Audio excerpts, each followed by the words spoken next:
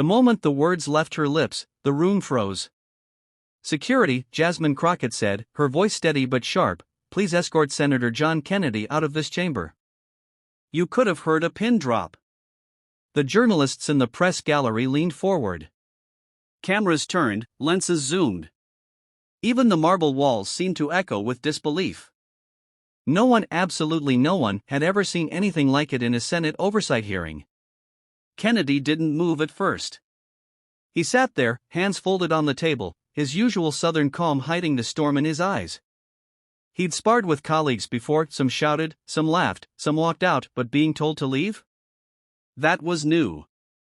And for a brief, tense moment, he just looked at Jasmine Crockett, the young congresswoman who had built her reputation on bold words and fearless truth.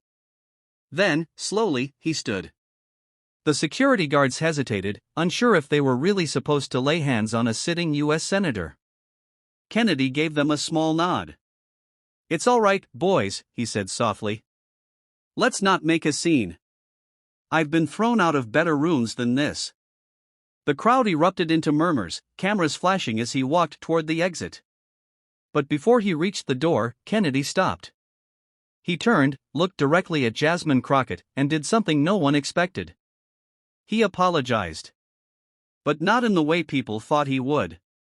"Congresswoman Crockett," he began, his southern drawl carrying across the hall like the slow toll of a church bell, "I reckon we've both said things that crossed the line today.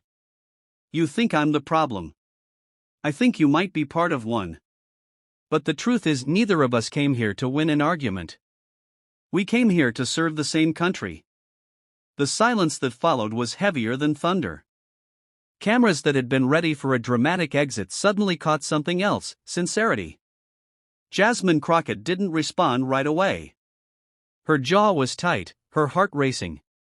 She had felt cornered earlier, mocked even, by Kennedy's sarcasm and his subtle jabs. His words had felt dismissive, his tone condescending.